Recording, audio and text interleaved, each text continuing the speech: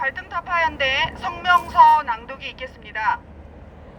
정부는 지응용 관련 한일 기본 조약과 청구권 협정을 국민들에게 설명해야 한다.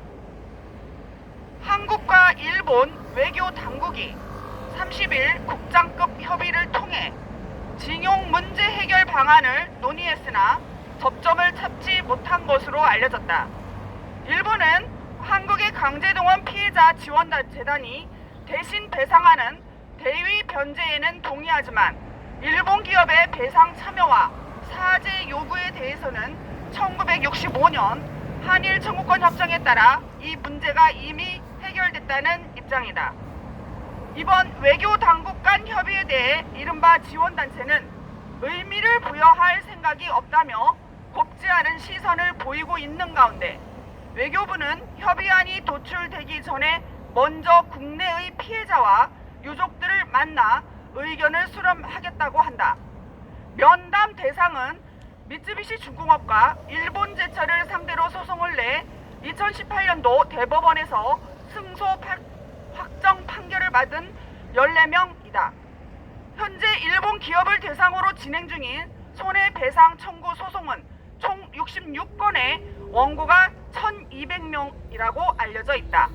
뿐만 아니라 노무현 정부 당시 인정된 한반도의 피해자 약 22만 명 및 한반도 내 동원과 조선인 출신 일본군 군무원 등 750만 명의 유족들까지 대의 변제 과정을 지켜보고 있는 상황이다.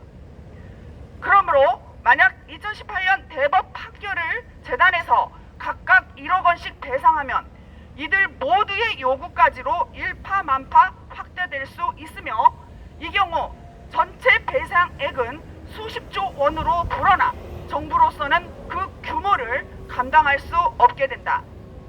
이렇듯 천문학적인 배상액도 문제지만 더 큰 문제는 2018년 대법 판결에 주심을 맡았던 당시 김능황 대법관이 독립운동하는 심정으로 판결문을 썼다는 말을 남기는 등 특정 이념에 편향된 사법부가 역사와 정치 외교에 개입하고 국제법에 반하는 판결을 자행했다는 점이다.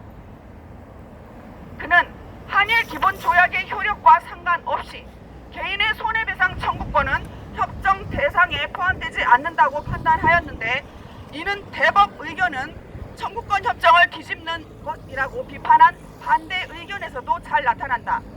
즉 청구권 협정 제2조 1은 청구권에 관한 문제가 완전히 그리고 최종적으로 해결된다는 것을 확인한다고 규정하고 있기 때문이다. 더욱이 노무현 정부 당시 민간 공동위에서도 강제징용 보상은 1965년 청구권 협정에 포함된 것으로 결론 낸 사안이었다. 청구권 협정에 따라 한국 정부는 일본으로부터 수령한 무상 3억 불을 재원으로 박정희 정부에서는 대일 민간 청구권 보상에 관한 법률에 의거 인명과 재산에 대해 보상했다. 또한 노무현 정부에서는 부상자 등에 대해 보상이 미흡했다는 지적에 따라 태평양 전쟁 전후 국외 강제동원 희생자 지원에 관한 법률에 의거 피해자들에게 추가로 보상한 바 있다. 정부가 해야 할 일은 명약 관하이다.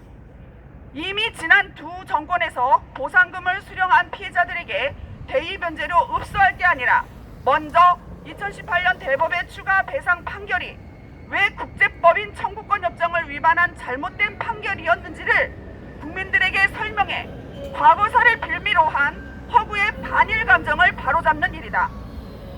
종북 주사파 척결을 선언한 정부가 추가 배상과 특별법 제정을 요구하는 특정 이념의 세력들에게 휘둘리는 것은 이율 배반이다. 윤석열 정부는 한일 기본조약과 청구권 협정의 내용에 대한 대국민 계몽을 통해 향후 유사 사건에서 대법원이 각하 판결을 내리게끔 내치와 외치를 보다 강력하게 이끌어야 할 것이다. 2023년 2월 1일 한일 갈등 타파연대 이상입니다.